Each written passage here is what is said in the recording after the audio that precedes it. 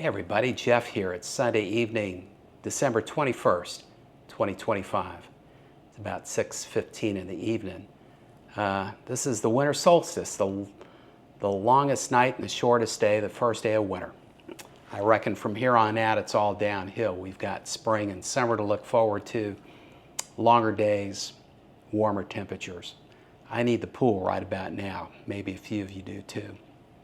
I wanted to relate to you a family story this evening. A few of you may have heard this before, so I beg your forgiveness.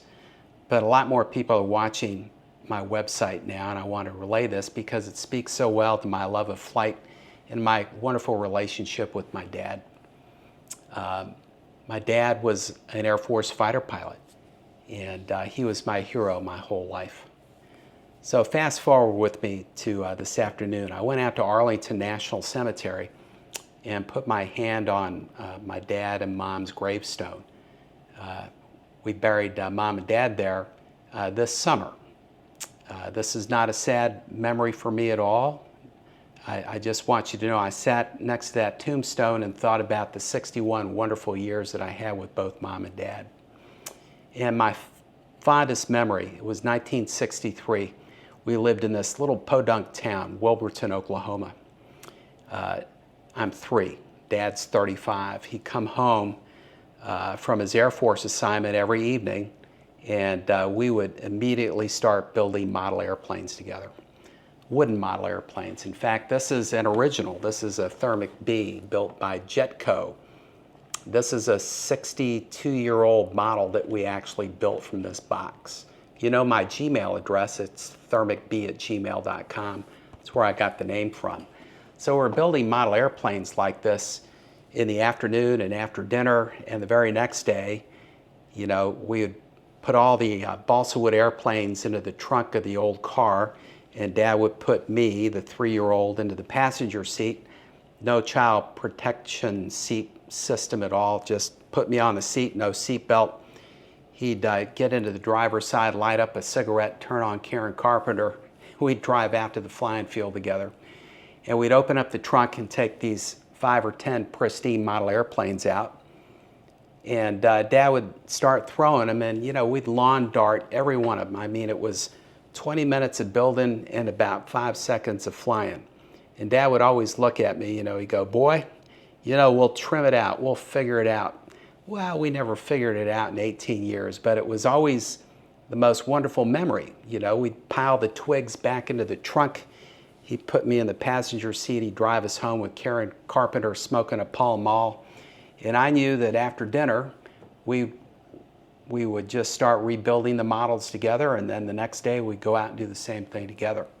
So fast forward 47 years, almost 50 years. It's 2020. Dad and Mom live next door.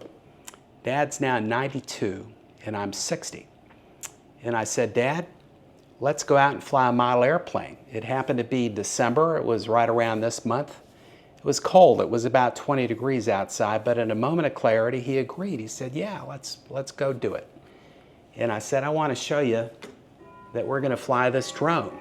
He said, "What is that?" I said, "It's an airplane." He goes, "All right, show me what you got." So we walked out to my Jeep, and now all of a sudden the roles are reversed. My dad's 92, so I'm helping him into the passenger seat. I jump around to the driver's seat. You bet I had a Karen Carpenter ready to go, and I turned that on.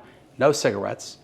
And we drove out to the flying field, and I took the drone out, and I flew beautifully. It was perfectly controlled, graceful flight. No wrecks, 20 minutes. And I landed, and I looked up at Dad, and I said, "Dad, what'd you think?" He said, "Son, that's no aircraft, and I'm freezing my ass off. Take me home." And we both just started laughing. And in that moment of clarity, it was a gift. All of a sudden, he was 35 again, and I was 3. And I drove us home, and we were laughing the whole way. And in that afternoon of clarity, when Dad came back to me, he had dementia. It was just a gift.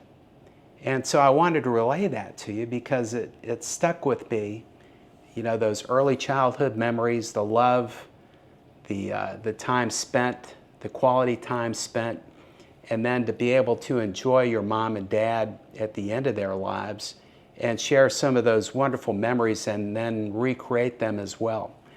You know, this is the holiday season where we're with family and loved ones, and if you're lucky enough not to be orphaned and you still have your mom and dad, you give them a big hug from Jeff for me, if you would. Give a hug to your kids, your relatives. Surround yourselves with people that you love. Anyway, that's my message this evening.